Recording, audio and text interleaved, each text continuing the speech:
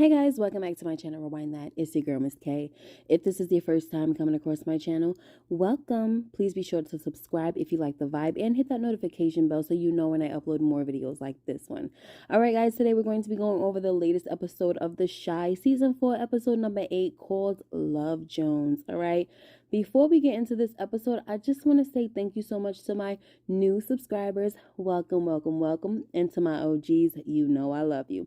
Alright, so the episode starts off with Emmett watching the movie Love Jones, and he calls Keisha to tell her that their movie is on.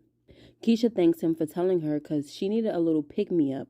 Next, Keisha goes into Kevin's room and tells him to stop being thirsty, and I definitely agree, right? Because he's over there calling Lene back to back, and it's like, boy, stop, okay? And, I love how sweet Kev is, and I hope that this doesn't change, right? But he really needs to know when to fall back.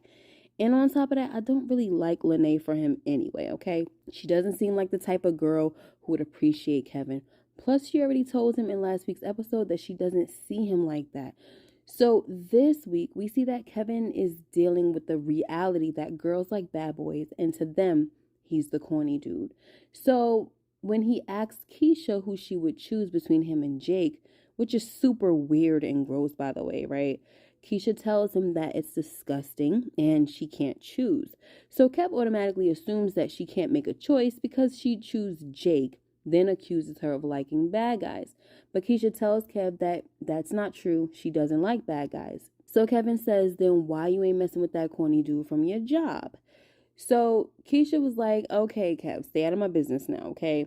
But Kev tells her that all he's saying is don't tell him to act like he doesn't care when he actually does. And Keisha says, well, sometimes girls like dudes who don't care. And Kev says, well, that's your problem. And I do like the fact that Kev is more so coming to accept this about himself, right? Rather than trying to become someone he's not. And I just hope he keeps it up. Next, Tiff finally calls Emmett back after he texts her, right? And unfortunately, she's drunk. On top of that, she's out with Dante, and Emmett can hear him in the background. So, of course, this situation is all the way messed up, and what makes it worse is that Tiff tells Emmett that she'll be home in the morning after he insisted that she come home tonight. So, while she's saying, I said no, Emmett, Dante is in the background saying, she said no, Negro, right? And then he starts laughing. So as y'all already know, this open marriage thing is the worst plan, but Tiff allowing Dante to add his little 2 cents or even talk to her husband, it's messed up. And I just feel like Tiff should have checked him. You know what I'm saying? Like, don't antagonize my husband, okay? That should have definitely been against the rules.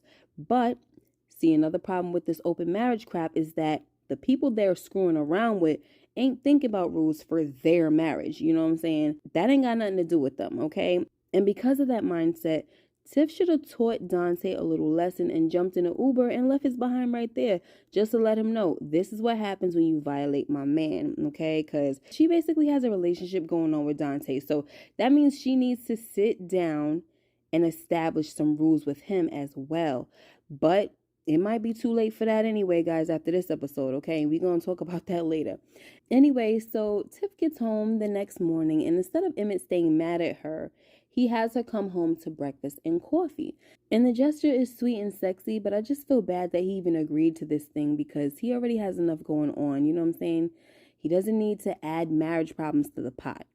Also, you would think that with Jada being sick, Tiff would hold off on seeing Dante so she could be there for Emmett until the whole ordeal blows over. But hoes don't think like that. And Emmett, your biggest and greatest mistake was marrying a hoe.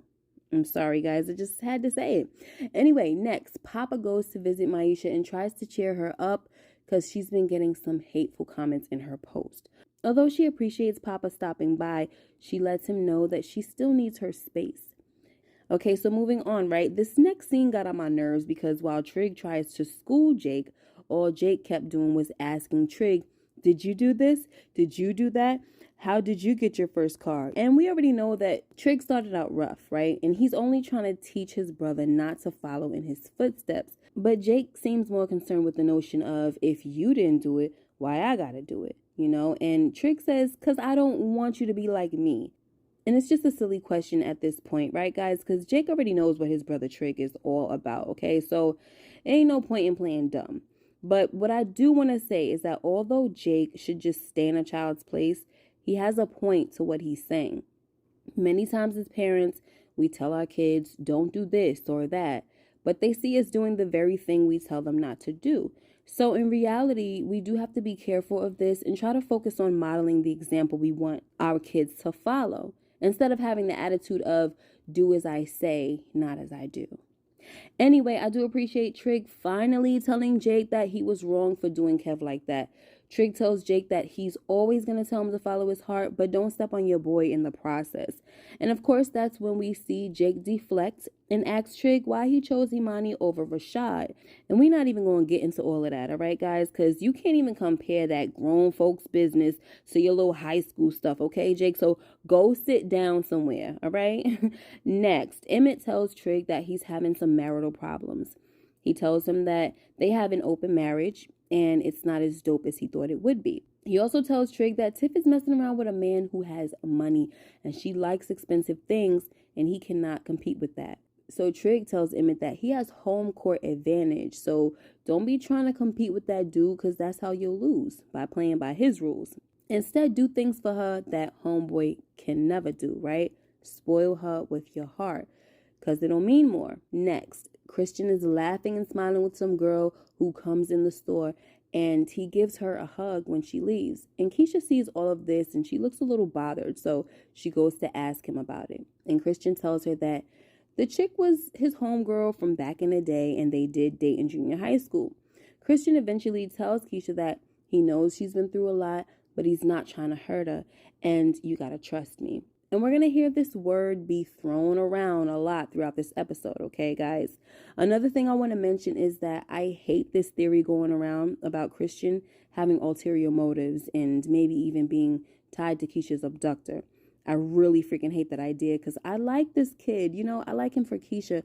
No matter how corny he is, I think that after all she's been through, corny and gentle and patient is the best way to go for her. So I really, really hope that this guy is genuine, all right? Because Keisha does not need any more drama, okay? She already has PTSD. Like, leave her alone. Next, Kev continues to go on his thirsty journey and finds Gemma coming out of a coffee shop or whatever it was. He tells her that he still loves her and he'll never stop fighting for her. So Gemma tells him that this is harassment. She also tells him that it's not romantic. Then she goes into this whole spiel about Kev being trained to think that fighting for your woman is noble. But the truth is, it's scary. And I have a right to leave you no matter how messy it is. And what I have to say to this, guys, is what Gemma was saying is right. If a woman walks away from a man, he should respect it, right?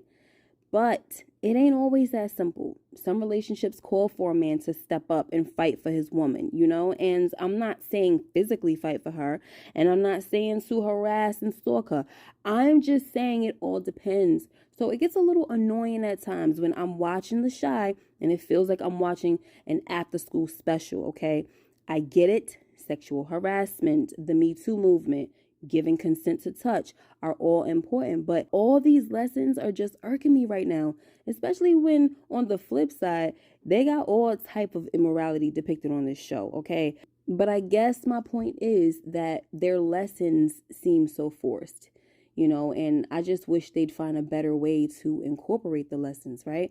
Like the way Keisha's kidnapping shed light on a few things and Jake's situation with the cops. So I basically mean that the lessons in the story is enough, you know, not these corny little oversold lines they keep giving Gemma and a few of these other characters. Anyway, sorry about that. I just had to get that off my chest. Sheesh. Anyway, so Gemma tells Kev that she'll always love him and that he's her first love. So this causes Kevin to act even thirstier and he tells Gemma to go with her to Papa's party. But, you know, she doesn't answer him and just says, bye, Kevin. Well, first she told him that she's not an accessory, like, you know, still going on with her bull. Anyway, next, Emmett decides to surprise Tiff with a little role play from the movie Love Jones, where he plays Darius and she plays Nina. And Tiff wants to know where Emmett's motorcycle is, okay? But he's like, look, I ain't got money to be, you know, carrying out this role play to a T. Anyway, meanwhile, Keisha finally allows Christian to take her on a real date where he picks her up on a motorcycle. And I definitely enjoyed watching them on their date. And the funny thing about their date is that it was more like the movie Love Jones than what Emmett and Tiff had going on, right? Because while Tiff and Emmett were recreating scenes from Love Jones, Christian and Keisha were having a real life Love Jones experience. I mean, motorcycle, dancing to reggae, live poetry, her snapping pictures of Christian, and, you know, being caught in the rain at the end of the date. Like, it was so dope. And I definitely loved like that whole romantic vibe, and it was just so nice to see Keisha having fun. All right, next we get to the party that Papa threw for Maisha. And it doesn't go as Papa planned because he wants to get his woman back, right? But Maisha has a connection with another boy. And of course, Papa is disappointed. So he tries to approach them and says, "You got business with my lady?" And Maisha was like, "Papa, I'm not your lady no more. Like, you made this party for me, right? So let me enjoy it." And Papa just had to take a back seat to that, you know? So then Gemma shows up with Jake, of course, and Kev decides to start dancing with another girl. This definitely causes Gemma to watch, and Jake notices that she keeps looking at Kev and this girl. So he says to Gemma, "Why you keep looking over there at Kev and that girl?" And of course, Gemma denies it, but she keeps looking. Anyway, a few scenes later, Maisha tells Gemma that she always knew she wasn't crap because she got Kev and Jake fighting over her. So when Gemma tells Maisha that she can't make Kev and Jake do anything, Maisha tells her that she could make a decision. And Gemma says, "I have." But Maisha was like, "Have you?" Because she also peeped how Gemma was too busy watching Kev dance with that other girl. Anyway, I was happy to finally hear Maisha tell Gemma a little something about herself, because I honestly thought that she would have weighed in during Papa's podcast a few episodes back, but instead we saw the conversation go in another direction. But yeah, it's about time that people start telling Jake and Gemma about their foul behavior towards Kevin. I believe in last week's episode, Papa told Jake how messed up he was. Then Trigg got him during this episode, and now Maisha gets at Gemma. And it's not like anybody's going hard on them, but they needed to hear that what they did was grimy. You know what I'm saying? Especially Jake. Anyway, Jake finally goes over to Kev to apologize. Kev tells him that he should be sorry, and that when he told him to get a girl, he didn't mean his. So Jake says, "My bad, bro." And it did seem sincere, guys. All right. Y'all already know I love Jake, but I ain't feeling him right now, okay? But his apology seemed sincere. And he's still wrong, you know, but at this point, I guess there's really nothing they can do because Jake seems to really like Gemma. And Kev just lets Jake know that he wants Gemma to be happy and doesn't want Jake to hurt her, right? Jake says that he promises he won't hurt her. But we shall see, won't we? And maybe he won't hurt her, right? Maybe she'll hurt him. Who knows? Anyway, Kev and Jake dap it up, and I guess that means the beef is squashed. Then later on, Gemma had the nerve to ask Kev where his girl was. And I don't know where Jake was while all this was going on, but Gemma sure let it be known that it made her jealous to see him dancing with another girl. Anyway, Gemma apologizes again for leaving him for Jake, and Kev tells her that he just wants to see them happy. But if y'all break up, don't come crawling back to me because I won't be here waiting. And Gemma says, "Well, I'm sure you won't be waiting alone." Next, we get to the last scene where Emmett continues to show Tiff his romantic side, right? He takes her to a spot where they first met, and he gets on his knee and says all these wonderful things and pulls out an upgraded wedding ring. Emmett tells her that he wants to be with her and only her, and that he doesn't want to have an open marriage anymore. So Tiff's smile faded quick when he said this, okay? And she tells him that she likes their new arrangement. First, she tells him that she likes having a little variety in her life.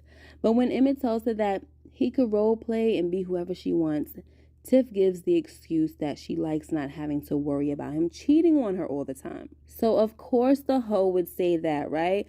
This is what you get, Emmett, when you marry a hoe, okay? And you let her out of the cage. Anyway, I'm so over this, guys, because it's just stupid, and I already did a rant video on them. So I want to say that I'm done with the rants, but I actually might have another video about them, right? It's not going to be a rant, but I do have something to discuss. So Stay tuned for that, all right?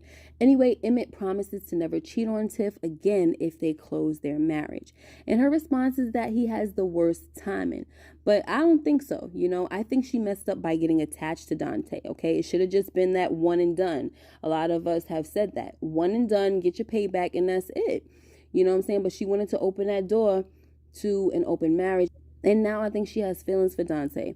All right. Anyway, Emmett finally tells Tiff that if she wants to continue to have an open marriage, he doesn't think he could be married to her anymore. And Tiff was like, "Are you serious?" And all I could do is hope so, because this was just wrong from the start. All right. Anyway, guys, that's how the episode ended. Let me know what y'all thought about it, okay? I definitely liked this episode. It was way better than last week's episode, okay? All right, guys, that's all for today. Make sure you like, comment, and subscribe if you haven't already. And hit that notification bell so you know when I upload more videos like this one. Until next time, you guys take care and be blessed. And I'll see you in the next video. Bye-bye.